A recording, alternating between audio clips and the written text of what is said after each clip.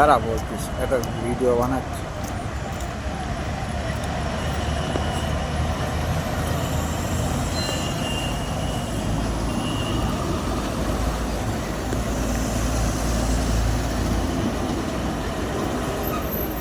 এটা ডানকুনি টোল আছে।